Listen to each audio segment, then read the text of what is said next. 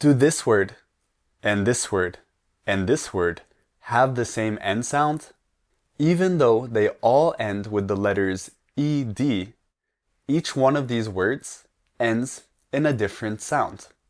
In the word helped, the D is pronounced as a T. Helped.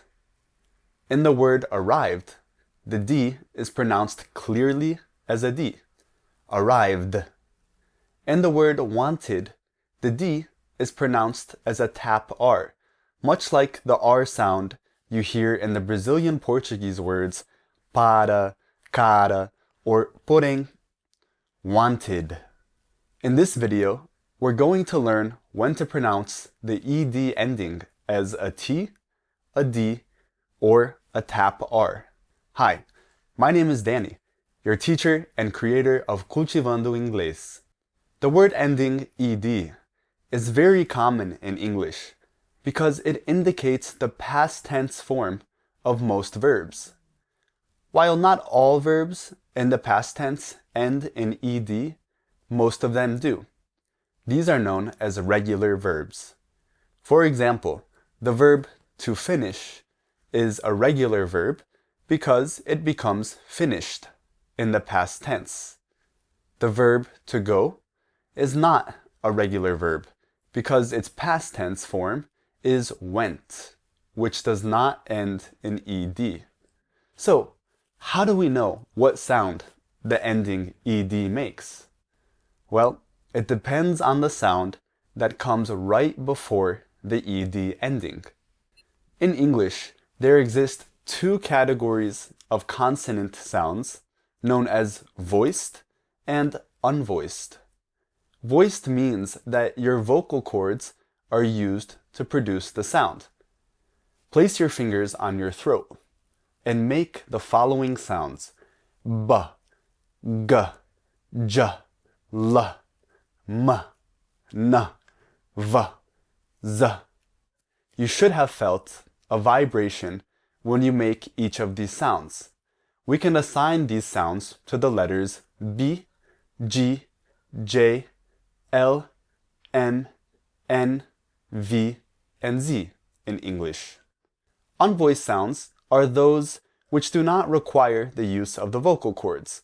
Place your fingers on your throat and make the following sounds: s, k, f, p, x, ch, sh. You should not have felt a vibration when you made each of these sounds. We can assign these sounds to the letters S, sometimes C, K, F, P, and X, as well as the letter combinations TCH and SH. In English, the letter S can be both voiced and unvoiced, depending on the word. For example, in the word kissed, the letter S is unvoiced because it makes the sound S. But in the word used, it is voiced because it makes the sound Z. For this reason, what matters is the sound and not the letter that comes before the ed ending. Now that we have learned what voiced and unvoiced sounds are, let's learn the rules for pronouncing the ed ending. Rule number 1. When the ed ending is preceded by a voiced sound, the D is pronounced as a D. Grabbed, hugged, aged, pulled, named, opened, loved, used, squeezed.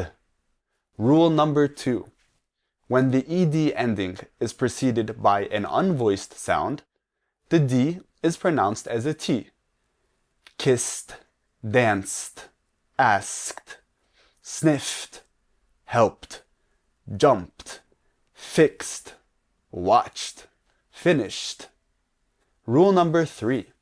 When the ed ending is preceded by a vowel sound or the sound R, the D is pronounced as a tap R.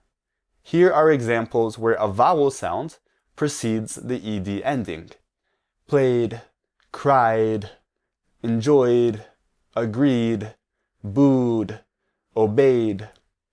Here are examples where the sound R precedes the ed ending: admired, preferred, stirred.